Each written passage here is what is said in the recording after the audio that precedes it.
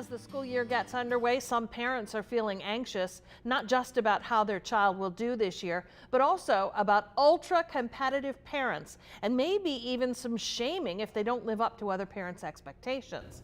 We've asked Gordon Greer from the Pine Rest Forest Hills Clinic to provide some practical advice for parents. It's good to have you here. Thank you for having me. I really like this topic because I feel like you know, from time to time I might have tread into this territory.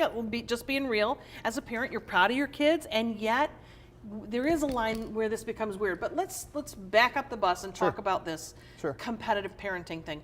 What do you mean by that as you describe it? So competitive parenting would come down to parents who compare themselves a lot to other parents, perhaps send messages either really subtle or more overt that perhaps the parent is doing something wrong or that their child is not being parented correctly, something along those lines. What is the reason, and it feels like this is super present in our society today, what's the reason for it? Yeah, so I mean, I think it comes down to a couple of things. One just real obvious, is very personal, right? If someone was to judge our parenting or even scrutinize our parenting, it's ultra personal for us. They're extensions of us. I think the other thing, though, is the society we live in. You know, we have social media where everyone can look in on each other's lives and compare notes, and also send anonymous feedback, unsolicited feedback sometimes. Yes. And I think it's also just hardwired in us. This is what I think social media does the worst of, is it's not necessarily even real what people, they can shape their image and their parenting style or success, right? Or the perfection of their children. Correct. We don't put our tragedies and our foibles on social media. Yes. So. Yeah, and that's when reality takes leave. Yeah. Okay, so you have a really couple of great checklists that I want to kind of plow through, because first of all, you have tips on how not to get sucked in on competitive parenting. And first of all, you say stay in your lane. What do you mean by that? Yeah, stay in your lane means not to, it's not a rude assertion. It's not to say ignore other people or it's not your business, but really realize that you're on your own path. Everyone has their own life path. Everyone's situation is different, and we don't always remember that. Everyone's got their own lane that they're in. Doesn't mean we can't come alongside somebody else and still enjoy their successes, or maybe even give constructive feedback if it's warranted or solicited or invited. But stay in your lane. It's your own life. And I think sometimes in therapy we'll even talk about people being on different mountains. The therapist is on one mountain making his or her own climb, and the client is on their mountain making their climb. And we can wave to each other and help each other, but it's different mountains. Climb your own mountain. Focus on process versus outcome. Yeah, we're a very outcome-based society in the world right now.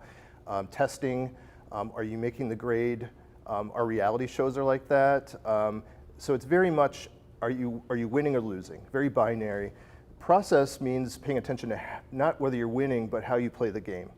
And you know, really trying to live your best life and do your best, and focusing on how you're doing that yourself, rather than whether you're succeeding or someone else is succeeding. You say don't compare your insides to another person's outsides. Right, and so that's a little confusing, but really basically the idea is we know what we're feeling or thinking in a situation, but all we know about the other person is what's on the outside. And we don't know what's going on. Sometimes a person might be embarrassed and they look like they don't care, or somebody, they're dealing with their own stuff that we don't even know about, and we make assumptions. So I always try to say, this is what we are thinking and feeling, but we don't really know what they are. And so the ideal thing is to think and feel and know what they're thinking and feeling and be together. Real quick, you've got some signs that perhaps parents are being too competitive. Yes, so if you're monitoring other people, if you're following other people and kind of interested in whether they have the new toy or they're succeeding or what kinds of things are going on there, that might be a sign. Also, if you find yourself judging, we all judge to some extent, it's innate, but if you're judging people, that would be another thing. And then offering unsolicited. Yes, so you know, I think it's a tough thing to say to somebody, here's my opinion, and I know you didn't ask for it, but here's my opinion.